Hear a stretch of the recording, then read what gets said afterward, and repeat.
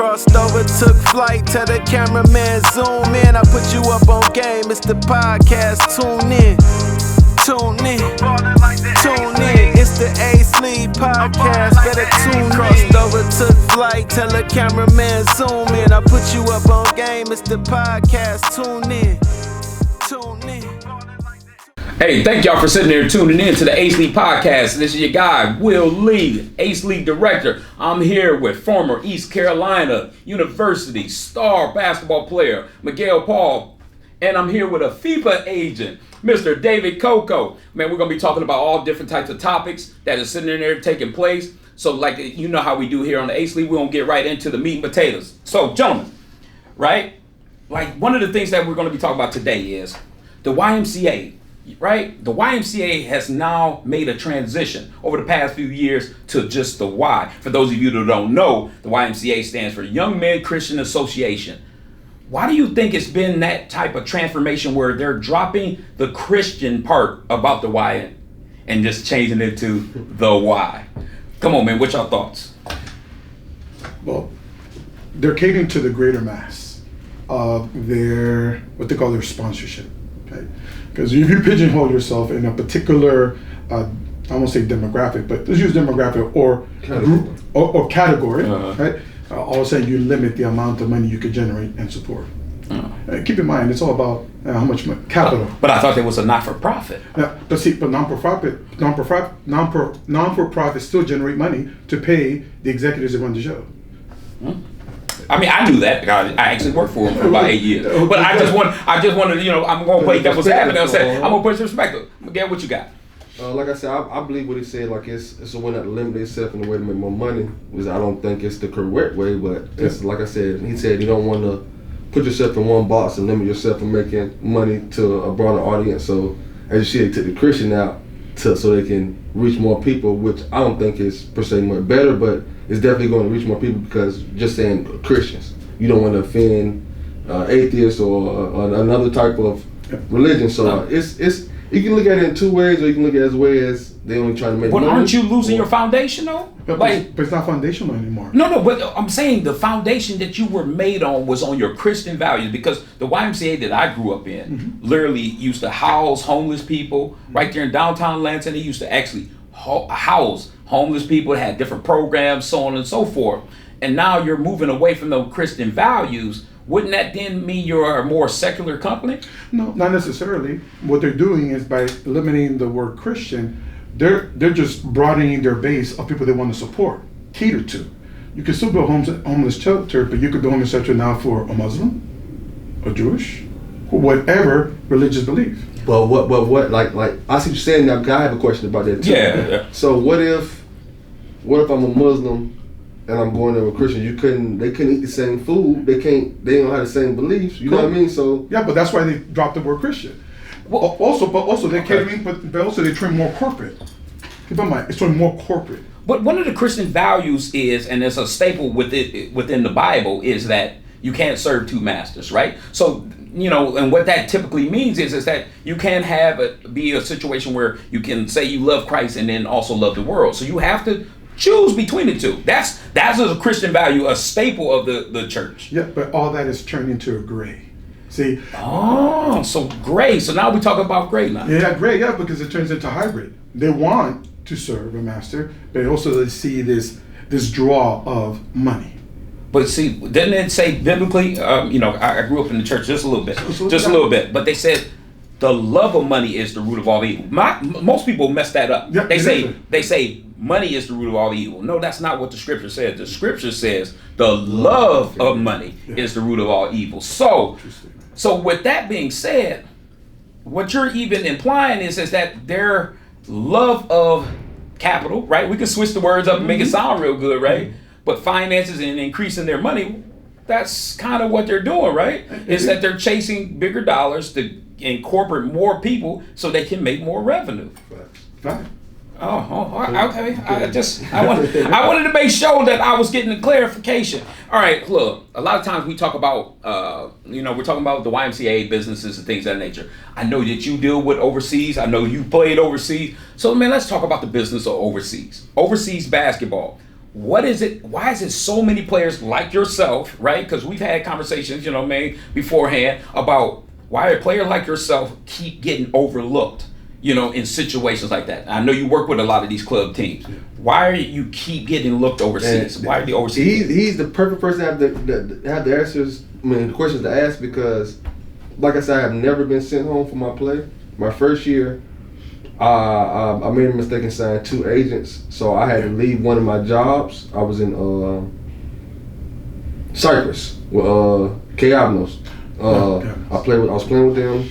I ended up going there on the money because I missed my first flight, and my agent was like, "Oh, just stay in the airport, and they're gonna fly you over the next day." So I come my first check, I was supposed to get paid. I got half my money there because basically when I missed my first flight, they charged me. Wow. Yeah, so I went there on before I even played the game. That's why I was like, so basically I came here on you guys' money. Wow. So me and the owner of the team got into a little argument about that, so he just released me. I was like, oh, I wasn't trying to get, I came ask for money, I wasn't trying to get released. Yeah. You know what I mean? So I went home, started packing my stuff, and I signed, I had made a mistake and signed another agent. So they flew me straight from K-Abnos from Cyprus to Croatia. And I played with KK Jolly Seednick. Didn't get sent home, played great, tore my MCL towards the end. I came home, rehab, and I've been playing in Latin America ever since. But like, my question to you is, why do, like, so I played in Venezuela, top league, Grievous Vasquez, Nate Robinson, Al Thornton, Josh Powell. I can keep naming the pros out there. Average 16-7. They got rid of 2 of the 3 Americans because Cocco, we finished 28-6, best record over there in team history. But it won the finals with Tony Mitchell, Wendell. I think it's like Wendell Carter's a big dude. Yeah. And it's a point guard, Sean Elliott, the one he has the most championships overseas. Yeah. They got swept the first round. After we went 28-6, they get swept. They sent all 3 of the Americans home that they won 28-6 with. So then the next year, my agent's telling me, well, Venezuela had a lot of talent, but it's not respected. So I'm like, I'm playing against NBA players. It seems like it's respected me. Every game is tough. It's like, so why is it not looked upon in like Europe, like North America is different from Latin America? It's like, oh, well, that's not respected, or that was lighter competition. So when I go back to Northern American side, I get offered 25, 35, like those low numbers. Like when you like, I'm 29, 30, I have experience, so it's like almost like it's like a slap in the face. You know what I mean? Like it's not like I'm playing in low leagues or bullcrap leagues. I done played in first division everywhere, so it's like, but it's Latin America, so they tell you, well, it's not respected like in France and Western. So I'm like, how do I get those chances if I'm playing top league here? But you're telling me it's not respected. All right, come on, let's see. So oftentimes, a perception follows a league, not so much a league, the country. Gotcha. And how the country handles their business. So you bring up Venezuela. I've sent players to play in Ecuador, sent players to play in Dominican Republic, Puerto Rico, and Mexico. Different spectrum of countries and how they handle the business. Let's talk about Venezuela. So Venezuela is run by the government. So the government feeds into the sports program. And keep in mind, it's a dictatorship. So because the whole time I was out there, they was out there. We couldn't get the games. They be burning trash in the streets. Right, and all that is real. Yeah. So the owners beat to the drum of the government. With that said, you could go undefeated and still be sent home. Why? Because the money comes from the government. Plain and simple. Got you. It's a business. Gotcha. So we're talking about corporate America. So that's corporate America in Latin America, right? But when you go Europe, no, Europe is a free enterprise. Teams are private. They run the ocean like the U.S. Teams generate their money from either fundraising or corporate sponsorships, and some in ticket sales, and some in their revenue inside their building. They have control. But for the most part, they're free enterprise. So when they bring a player over, they want to bring a player over that has a brand name that can draw people to watch them not only live, but also want to follow them on the internet. Why? Because everything now is social media. You go to Latin American country, and I'm almost willing to bet that some of those best teams in Venezuela, their content, their good content, doesn't channel out of Venezuela so other people can see. Yeah, see, like, it's because I played with Cocco was known to have the most money there, but like our fans in the games, they showed up, but like you said, you wouldn't see it too much No. on TV unless the finals or the playoff starts. Like same thing with Dominican Republic because I played in the LMB and I played in the capital. I played in Santiago where I was the only American. Like it's crazy. I went from having 2 Americans to knowing that the team was running out of money. This is how I knew because they sent one of the Americans home, then brought in another native while we're undefeated and I'm going to the finals. I'm the only American on my team with no other help. And the team we played against had Victor Lees, Eloy Vargas, and 2 Americans. So I'm like, you ain't gonna bring me no help, but it's like they were just happy to get to the finals, and I really was the only American and I got swept. So it's like I didn't did good things in my career, but it's like also once you get to the finals, I'm the only American. They don't see that I'm the only American. They see I got swept. Yeah. You know what I mean? So it's just like some of the situations I look back and I'm like, maybe I shouldn't have played even though I did my thing, but So I'm glad you brought that up about playing. A lot of players want to, it's like a party. You're gonna be invited to a party. Oftentimes you're gonna accept the invitation and you're gonna dance in that party. I tell players, not every party you get invited to, you need to go. Not every dance that a woman offers you to go dance, you should dance. Okay, so let me jump in just on that question because I get this a lot of times with a lot of players, and a lot of players reach out to me and they saying, look, I'm looking for a job opportunity and so on and so forth because they fear that if they don't stay active, they get surpassed. So I'll give you So it's a good point you break up because some players say, so if I say no, I won't get jobs. I said, put it this way. Everybody has gaps in their resume. I'm talking about professionally. You're a college degree guy, so am I. And there's gaps in your employment history. So how you fill in those gaps? How you explain to your employer what you've done in that period of time? That's my question. See, it's like if I go to a job, right? Mm-hmm. Like if I went to Amazon and I have a history of working at Amazon and I can show that, okay, I have a history of knowing where to pack, knowing what bosses do, knowing where this and that go. I think that's kind of different me because they don't have, that's not a job where I have to do it running the 4-3 or being able to move at a certain angle or being able to have my first step. I still can go move those boxes up no matter if I'm 20, 30, 40, or 50. You know what I mean? So, but the problem that, it's not really a problem, but the worry that a lot of athletes that I have, like especially me, like it's like, okay, I missed most of the year, right? My agent tell me, okay, I got something for you, 2-3 months in Colombia, but you need film. So it's somebody like, do I really want to just pack up and go for 2 or 3 months? But then when you say you need film, it's like, what if I sit out this whole year? And I'm not 22, 23 no more, I have experience, but I'm 29, about to be 30, so if I miss another year, boom, now I'm 31. So now they're going to say, okay, you're getting older, well, why you didn't play last year? And I say, I got this opportunity, for 2 or 3 months. You probably could have took that because you could have used the film. Oh, so now I should have took the job for the film. So there's contradiction in the industry when it comes to that. So I'll give you some idea on how you fill in that gap. Women go on maternity leave all the time.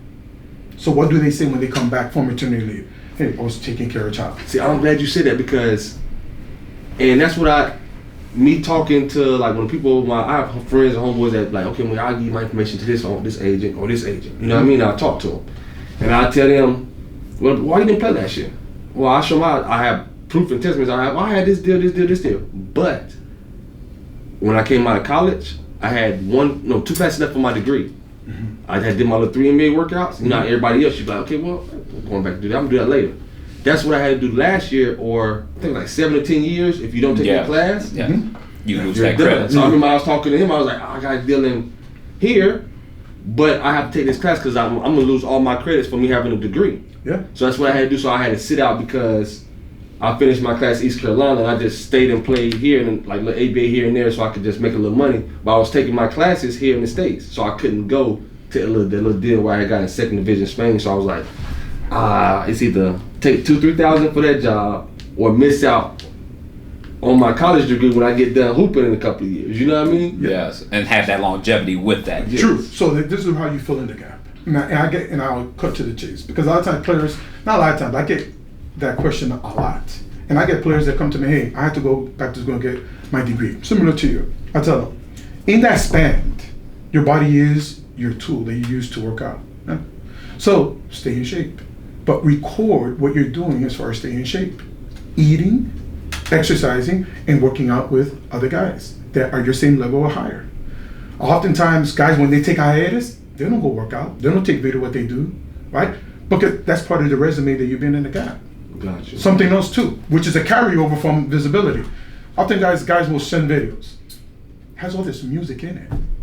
Dude, kill the music in your videos, in your highlights. Right? Because it kills your credibility. I never heard that before. No, that is what I get from a lot of club teams. Remember, I sent your video out. Yeah. Like the stuff you had sent me, I sent your video out to a couple people, and I sent it out to. I ain't even going to talk about my partner on camera. So, but yeah, I sent it out to my partner, and one of the feedback he gave, I'll show you the text. What he said. I was waiting to actually get you in here so you could see the feedback he gave. So that gets, so I can second that. But to add to that is that you're talking about filling the gap. That's what I told guys to do.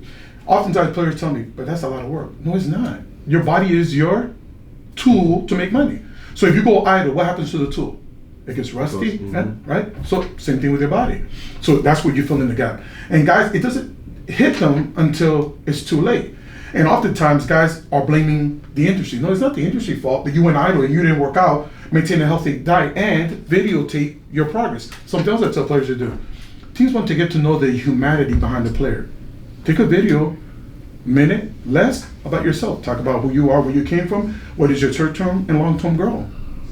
Yeah, I mean, so it's get to a point now that you really have to show these clubs of who you are and what you as a got. person. Heck yeah. But it's like more of a social media thing, right? It's So just- It's like they're watching you on see, that's the crazy part about it. You would not believe how many club teams watch what you post on social media. 100. And You know what I I mean? know even like my stories, God. I have like teams that look at it, but it's like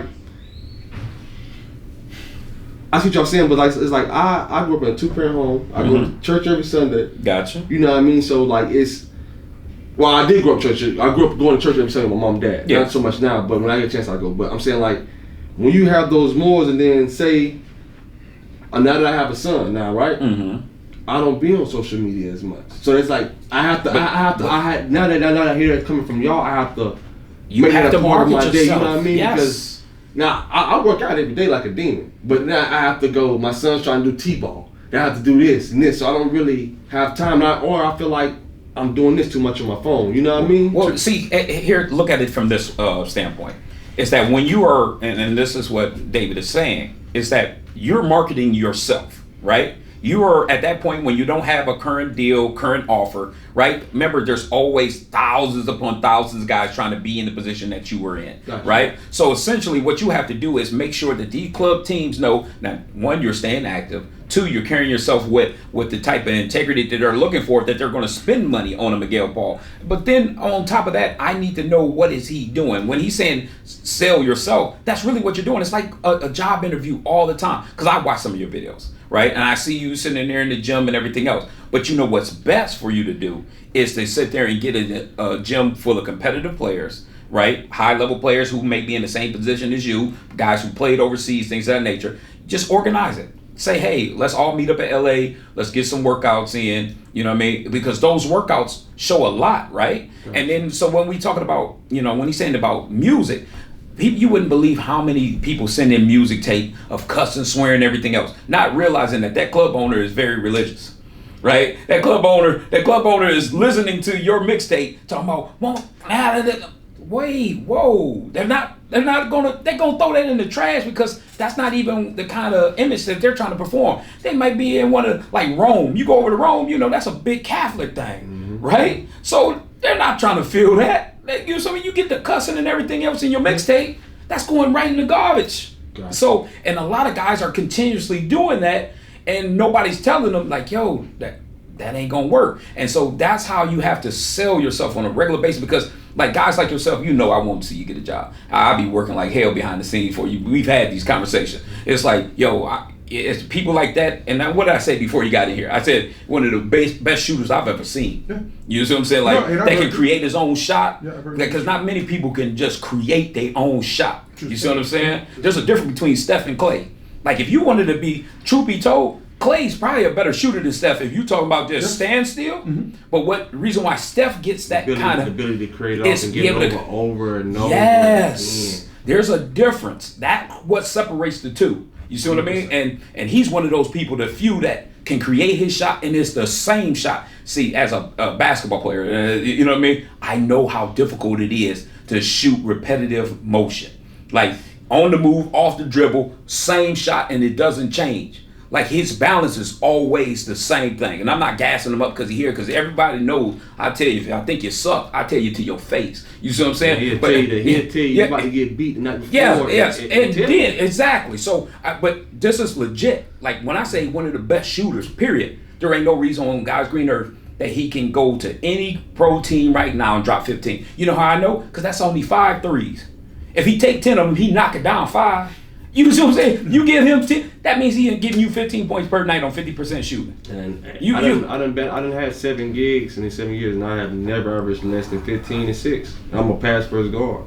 I'm a game manager that can score whenever I want to. So it's just like now it's getting to the point where they're like, they want that athletic, the biggest, strong. So I'm like, I can get it done, but it's just like, you got to find that right niche. So it's just like I done got a couple of deals for 2nd and 3rd division, Spain, and the month coming up in Colombia for the bubble. I got that too, but just like I'm tired of taking the small deals, and then I oversell on my end, right? Give my all, body be banged up when I get home, and then get home and the same thing the next year. When I'm trying to find a team in Latin America or in this little league or this little tournament, go do the same thing. I'm like, man, I want a shot at something big. My deal in Venezuela, I got 15 a month. My deal started off with a month tryout. You know how hard it is. Your age, you know how many good point guards you know that stay the whole season besides playoffs in Venezuela with no change. Rare, because it's tough. I didn't get changed the whole year except for in the finals when Elliot, whatever his name is, he got done in Argentina. He was playing Argentina at the same time. And Argentina is a good league, but they wear you out. But to that end, a lot of times, what I tell players is, if you're going to go ahead and you're going to go play overseas, and you're sacrificing something that has more value back at home, you have to pick your poison. Meaning, at home, you know you could make more money if you graduated from college, you got a degree, you got something else going for yourself. Especially if you're also focusing on your family. That's why I ask players, what's your short-term and long-term goal? Because often that's a loaded question. Because oftentimes they tell me my short-term and long-term goal is to play basketball. No, there's no such thing. Long-term, you have a phase out in your body. Yes. So you need to plan for that rainy day. So guys that have degrees or getting ready to graduate, I tell them, hey, it's about that time you want to go ahead and let your career sunset and find something else that you're good at, something you like to do. Why? Because you're right. It's not worth going 3 months making $1,500 a month. No, it's a waste of time. And you come back home, you're back in that same drill. So you have to pick your poison, or pick your spots better, not poison. Because whether you play overseas or whether you're staying at home and working what you graduated from, all those are pluses. They're not poison. But players have to have a plan. Now, oftentimes I find players is that they get married with the result. The result, you know what the result is? Yeah, I think that could have been me, low key. Yeah, because they get married with the result. Hey, I want to make 10 a month, 10K a month, and I want to reach the NBA. Do you know how to get there? And no lie, 8 out of 10 players tell me no. So how do you expect to get there? I don't know. Okay, so let me give you a little breakdown. What it takes to get there. You know what's called grinding? He goes, yeah. No, you don't know grinding. I'm gonna show you grinding. And I bring out a workout that Hernan Rosas, he was director of scouting for Houston Rockets. And I'm talking about back in 2009. Now he's the vice president for the Timberwolves. He's their VP, their GM. And he sent me their workout for the Houston Rockets. I said, if you do this, then you could play in the NBA. He quit a quarter in. I mean, I'm talking about 5:30 in the morning, and you have to go get up, run 5 miles, nonstop, jump into that court. You don't touch the basketball for 8 weeks under his program. That was something that we was talking with Mark Jones. I had Mark Jones in here last week from the Orlando Magic, a good buddy of mine that we have been doing some stuff for years. And that's the process. And a lot of people don't understand the process. You know, like I always say, like, I've been around this game so long, and I've been around like high level pros, my uncles and them, Irvin Magic and Steve Smith and all these guys. When you're around these people, you see what a true professional looks like. You know, doing the Dr. Tucker camps with them every summer, and you see Sam Cassell, Glenn Robinson and everything else. Like, you see what these pros do. And even after they're doing these camps, you see their workouts. When we go over to the Breslin Center, what they're doing up in the gym, like how they take care of their body, how they're eating. There's a commitment there, because those paychecks, like, I've been around there and I've seen the paychecks. Like another buddy of my mind, Ray Weathers. Like he's always on my Facebook posts. You'll see him always liking stuff. He played for the Phoenix Suns. Like people don't realize guys like Ray Weathers, who was in tip-top shape coming out of Michigan State, you know, Jackson's legend, high school legend and everything else. Like a guy like him, like I used to play against all the time, and I'm talking about unstoppable. You would think a guy like him would have had a long career in the NBA because of you thinking that you look at him, you say, oh, he's just cold. But the process, there's so much of a process that goes in there outside of basketball. Because I had to work out with the Orlando Magic. Before I even touched the court, I'm out here signing papers. I'm out here filling out waivers. I'm out here listening to little speeches and stuff like that by the development coaches and everything else before I even touched the court, right? You saw it? And this was back in 2013, Victor Oladipo's rookie year. So before I even touched the court, I'm just going through the process. And being that it was my first time going through the process, and I tell people this all the time, there's a certain level of complacency comes in there. And I see this happening with a lot of the players. That you make that money, that first big paycheck, you got that $10,000, and it's the psyche of saying that I'm doing something that I've always said I wanted to do, and it comes with a certain cachet. And then people get complacent with that idea of just saying, yo, I play pro ball. Because the homies in the hood and everything else, you got a different level of respect when they know you've been over that water, you've been playing, it just hit a little different. And then, you start getting complacent, not realizing to maintain that position, it's a steady grind. It's a steady work ethic. People always talk about, I love Kobe, but they don't work like Kobe. Yeah. See, nobody talks about that. Mm-hmm. Everybody love Kobe and everything else, but they don't work like him to maintain. Because Kobe Bryant, as much as we like to say that he was offensively this monster machine, he wasn't more God-given talented than Tracy McGrady. Tracy McGrady's God-given talent was better than Kobe Bryant's. I agree with you. But Kobe outworked Tracy McGrady. And many you see others. what I'm saying? And many others. And many others. See, that's the difference. But he was married to the process. Married to the process. And a lot of times this becomes foreign concept because guys say, what do you mean married with a concept? It's like a marriage. You get married with somebody, if you don't put in time in your marriage, soon enough it's going to disintegrate. So you're married to the process, not the result. All right, so gentlemen, I love that topic, man. We was bringing it in there. Y'all came with some absolute heat. We about to do a segment right here. It's called Start, Bench, Cut, all right? What we do here with this segment is we take the top players in the state of Florida, right? And we start one, that person is going to be on your team. We bench one, he's still on your team, but you don't like him over the first guy you picked. Before we do this, man, I'm cool with everybody. Listen to me. He's trying to do this, y'all. Before we do this. Hey, he's setting up a bonfire. Look. See, here on the Ace League, we do this. We keep it straight. Like we having this barbershop talk, we just doing it live on camera, right? And this is the kind of conversations that we have on the sidelines between games and everything else. But we just so happen to be with the bright lights on us right now. All right, so. This is what's getting ready to happen. And then there's one person that you have to cut out of this. But look at Miguel already tight. He's in that hot seat. No pressure. Yeah. So here we go. I'm going to give you the names. I'm going to give you the 3 names. Then you tell me who you're going to start, who you're going to bench, who you're going to cut. Here's the first name. I got Arnold Lewis from Savannah State. I got Justin Jackson from Cincinnati. And I got Mark Eddy Norella from Florida Gulf Coast University. I'm gonna go with you, David, first. I'm gonna put the pressure on you. I told y'all, if y'all sit in these seats right here, these are the hot seats. Y'all know what it is. Who are you starting? Who are you benching? And who are you gonna cut out of those 3? I need an aspirin. I got some excitement. You wanna go first? Go for All right, go ahead. Out of those 3 names, who are you starting? I love all 3, man. One's from the county, you know what I mean? Here it comes. Here it comes. Then Justin, he team stat, you know what I mean? Team stat alumni. He was little boys with us. So and Mark, you liked the Mark, didn't you? Year, listen to me. The impact that he came with last year. You talking about for the Ace? Yes. Yes. I don't know if it's too many bigs that had that splash. I ain't gonna lie to you. Like now, what's his name? Brandon Moss is coming. Don't get it twisted. I was with him yesterday. Yeah, I know. I seen him. I'm saying he's coming. So a lot of people they better watch out for him too. But just the defense, the way he talked, he scored on almost anybody. And it's like it was some dogs in there. Now his game is and not it gets the worse this year. It gets worse this year. Miguel, this is no cap. When I tell you it's tougher this year than it was last.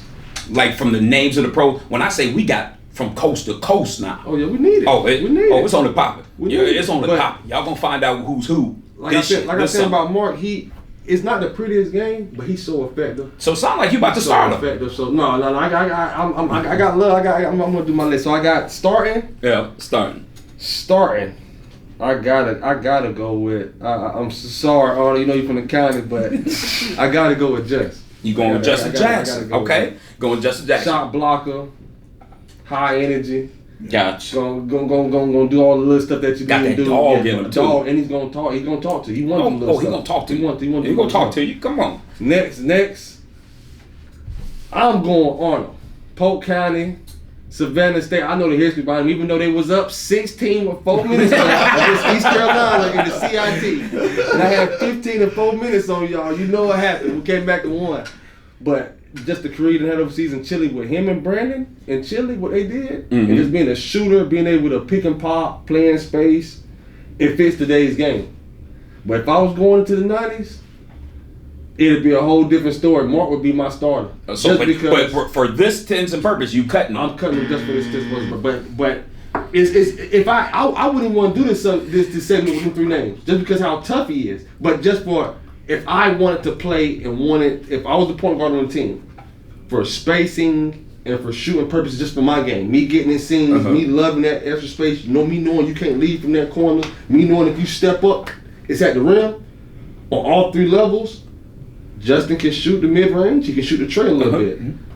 He's definitely athletic. Plays defense. Gotcha. Mark, pick and pop shooter, can finish at the rim.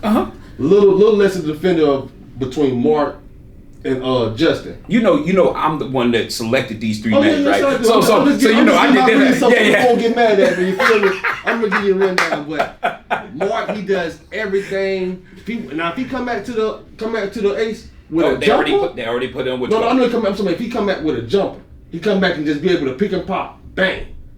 Instead of just always have to turn his body, have to feel somebody. Now if he do that and give me 6 to 8 points with him, or 4 to 6 points, just him hit that little jumper. That whole list might just switch around because he do everything but give you the space that you need for shooting. Man, you ever thought about going to politician? No. Because you did a great job there. You did a great job there. Come on, David. Come on, what you got? I tell you, I'm gonna go old school. I'm gonna go old school because So you want Marquetti? you got it. All right, so Marquetti. That's your start? I'm not even mad at you because he's such a dog. Okay. He's my starter. All right. I'm going old school. Gotcha. And man, Justin, man, he's nice. All right, so that sounds like Justin is. Yeah. That's to your bench. And you can go either way. Either I way, will not be mad at you. but that's why I'm gonna put a classification. I'm going old school because I know I got some old school people looking at me. Don't talk to me.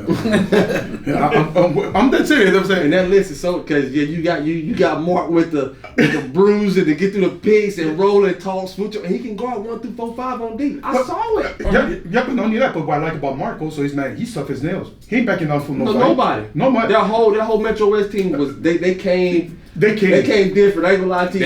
They came different. I just was talking to Kevin today. He already just sent me. They got to pick up a couple more dogs. Nah, he just sent it to me today. I love it. This is gonna be interesting.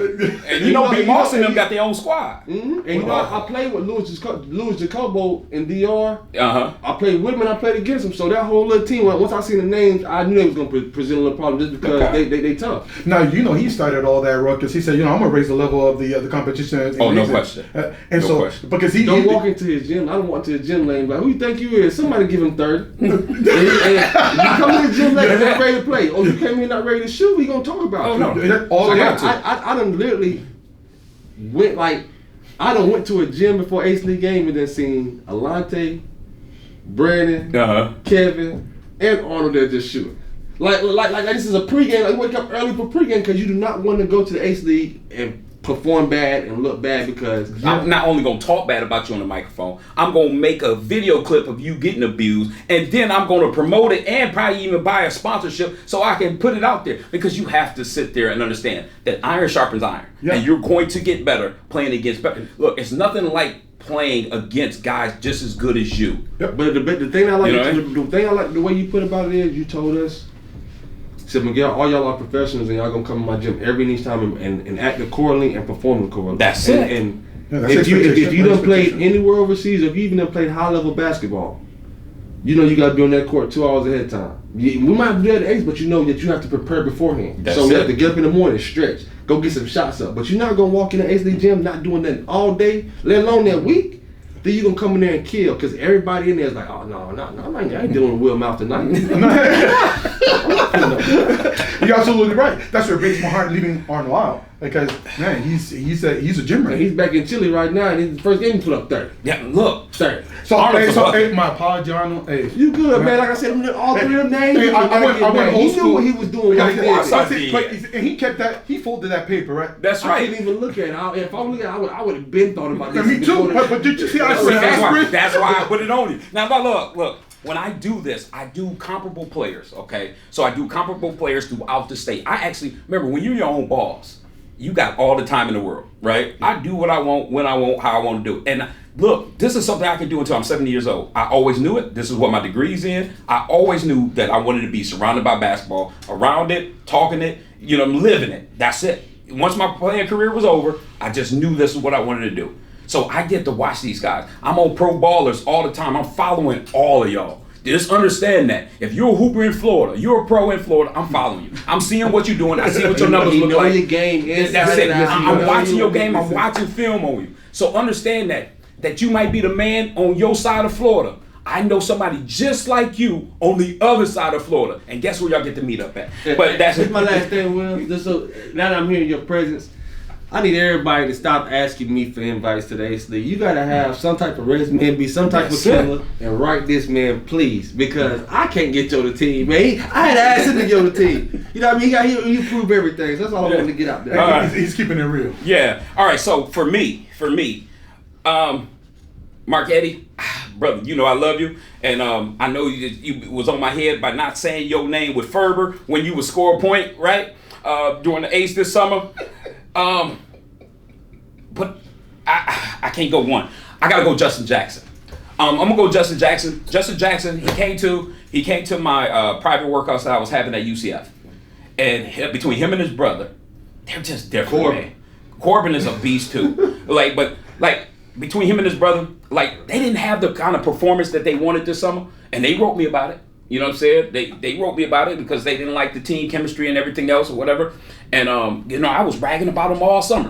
Them Jackson brothers about to come down here and eat. They about to eat. Have somebody pick a role. But you gotta have chemistry, man. Chemistry. To win in the Ace, you gotta have chemistry, right? Because everybody got dogs. Everybody team is made for the professionals of the top players in the state. So it's not like you run possession is bucket, no matter how good defense. That's it. That's exactly. Right. So you really have bucket. to bring it. Yeah. So. But Justin, I believe, is different. He already told me he's coming back this summer. To do it. He loaded. He said he coming. He said he feels some type of way, and he coming back there. So, brother, I wait to see that because I believe in you. I think you're a different beast. But I'm betting on Mark. He's gonna. All right. So that's where I'm going for my bench. I'm going Mark. I go on Mark Eddie because, like I said, I was watching some of his video from last year, just earlier today, and because I was trying to watch, just to see some of the things I've seen in Ace, and then see what he does at the professional level. His energy is unmatched, man. Godly, he does it on both ends. He's gonna play defense. He's gonna be the person to block the shot. Somehow, be the first person down on the other end, finishing the basket. That kind of energy, and he's my reigning defensive player of the year from Ace. I think certainly when we become pros, we work on little tedious stuff, but forget the fundamentals. Yes. So what he does, it just brings you back to if you don't get the rebound, what's supposed to be the big? The first one down the court in front of that rim ceiling. You get the rebound, you're supposed to be the first one to come seal. Fundamental blockouts. Pick and roll. You know what I mean? And everything that he does is, like so I said, fundamentally it's so sound. you can't get mad at it. I done seen him a pick on one side, he ducks in on the opposite block. Yeah. He's still ducking in. I watched that on his own. I watched that. Yeah. He had 35. It was December 19th of 2019, I believe it was, for his club team. And I was just watching some of the stuff that he was doing there. 35, and he did his 35 where you didn't have to run offense for him to get his 35. He just getting offensive rebound effort, beat everybody down the court. That's impressive. So I got to go with him on the bench. Okay, and then Arnold. Arnold Lewis, like he was a late ad last year. Somebody reached out to me. But he was. Let me tell you this. He was hurt. Look, he was hurt last year. I remember him actually telling me because I reached out to him and I was like, you know what I'm saying? I heard that you trying to join the league, whatever. And then, you know, he ended up hooking up with B. Rob, so I was like, I put him on Top Shotters. Mm-hmm. So, Arnold Lewis, he can go, man. Like, he's a difference maker. For the intents and purposes in this, I gotta cut him. Because I don't think... What made him different than the other two? Defensively, I think Jackson and Marcus better defensively. I agree. So if we got to go on both ends of the floor, I got to go that way. I think for him it's more so effort on him because that's what all defense is. Because him and Brandon and that run they had in Chile for that championship. But like you said, he got to show it every night. You got to show it every night. And because if we could see that as players, right, you know what the execs is looking at, right? Yeah. Because the execs are also looking at that, and they're saying, like, some nights he bringing it, some nights he ain't. What about when you say, like, most of your offensive, like, he's more of an offensive 3-4, right? Yep. Yeah, Arnold, yeah. Do most of your offensive 3-4s really lock in on D? If you really think about, like, because him and like Justin's more. Justin's not no. He's not no. I wouldn't say he's a shooter like a. Justin's a true four. He's a true four. He's a true four, like more like a Marty, like that type, like that can hit the mid range, pick and pop, can go in, roll, block shots, protect the rim, all that. He can do all that. You know what I mean? So it's like, I think it's more of what you really want and what it boils down to. But see, I want somebody that can. I want somebody who is going to give me consistency every night. I know what I'm getting out of Justin and Mark.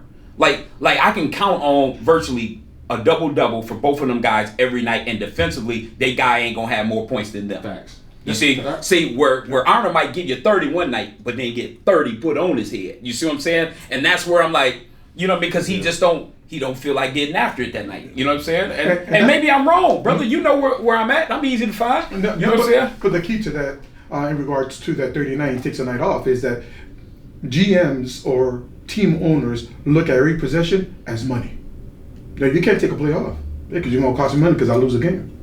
So what Mark and Justin do, hey, you know what you can count on. Yeah. And that's buckets. I'm going to have to go there. Yeah, defense and offense. All right. So, okay. So what I'm going to do is, so with the women, I don't know if y'all are familiar with these ladies. So I'm going to just say their names real quick, because I also do the ladies. We have Maya Blunt from Troy. We have Jaquez Nichols from UCF. And then we have Jamisha McCray from Weber International. Are y'all familiar with those? If you're not, then I'll just handle it myself. I've heard of McCray, but not the other two. Okay. So what I'll do is, out of these three, right?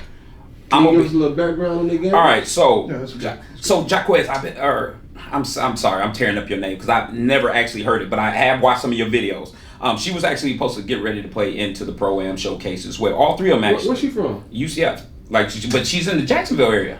She's from the Jacksonville area. So that's why her name's not from. Yeah. Maybe I'm just not saying it right. Yeah. But she can play. She's a shooter. Yeah. Like, she's a shooter. She's all around with it. So I'm starting her.